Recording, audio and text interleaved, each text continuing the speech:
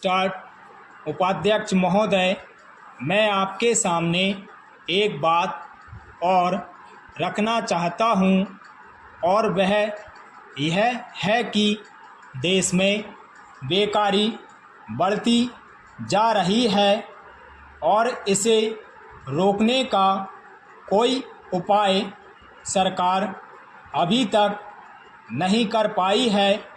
सरकार अपने दूसरे कार्यों में ऐसी उलझी रहती है कि उसे इस ओर ध्यान देने का समय ही नहीं है।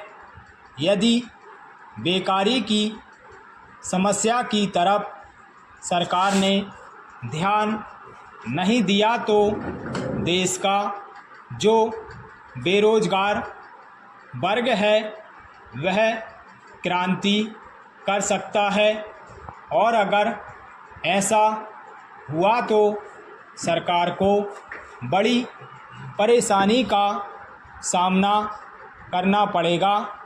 अतः मेरा सुझाव है कि सरकार को जल्दी से जल्दी इस समस्या की ओर ध्यान देना चाहिए। यह बेकारी ऐसी नहीं है कि फूंक मारते ही दूर हो जाएगी। इसके लिए सरकार को योजनाबद्ध तरीके से काम करना पड़ेगा।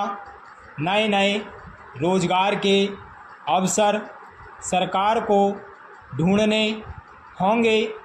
पढ़ाई के ढांचे में परिवर्तन करना पड़ेगा तथा कुटीर उद्योगों की ओर बढ़ावा देना होगा। पैरा, अब मैं देश में फैली अराजकता तथा आवश्यक वस्तुओं के मूल्यों में वृद्धि के बारे में भी कुछ कहना चाहता हूँ। मैं उन बातों को नहीं दोहराना चाहता हूँ जो मेरे दोस्तों ने कही है। एक बात मैं ज़रूर कहूँगा कि इस वक्त हिंदुस्तान की चारों तरफ की परिस्थिति बड़ी ख़राब है और इसमें किसी की जिम्मेदारी नहीं है। लोगों के पास सामान खरीदने के लिए पैसा नहीं है, लोग भूखे मर रहे हैं। ऐसी हालत में असामाजिक तत्व उनके साथ मिल जाते हैं और दुकानों को लूटने की कोशिश करते हैं। इसी प्रकार दंगे फसाद बढ़ रहे हैं।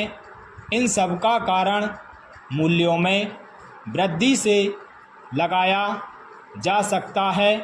लोगों में बेरोजगारी पहले से ही काफ़ी है और उस पर भी अगर उन्हें आवश्यक वस्तुएं सस्ते दामों पर ना मिल सकें तो उनकी हालत और भी ख़राब हो जाती है। एक बात बिल्कुल साफ है और सही है कि अगर सामान बाज़ार में होगा, चाहे वह चीनी हो, गेहूँ हो, चावल हो या कुछ भी हो, और लोगों के पास उसे खरीदने के लिए पैसा नहीं है तो वे लूटपाट ही करेंगे। इसके अलावा चीज़ों के दाम इतने बढ़ चुके हैं कि गरीबों के लिए उन्हें खरीदना भी मुश्किल हो गया है। इस सब की जिम्मेदारी किसकी है? क्या उस गरीब की है या राजनीतिक दलों की है? मेरे विचार में इस सब की जिम्मेदारी सरकार की है और इसके लिए मैं सरकार को बता देना चाहता हूँ कि जल्दी से जल्दी इसका कोई ना कोई इंतज़ाम किया जाए पैरा आज जमाखोरों तथा सरकारी अफसरों में एक समझौता हो चुका है।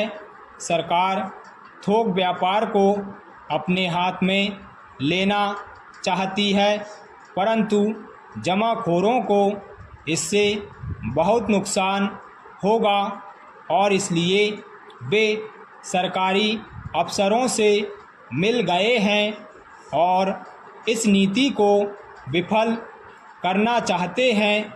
इन शब्दों के साथ मैं मंत्री महोदय से निवेदन करना चाहता हूं कि देश में जो गरीबी तथा भुखमरी का दौर चल रहा है, इसको रोकने के लिए कुछ ना कुछ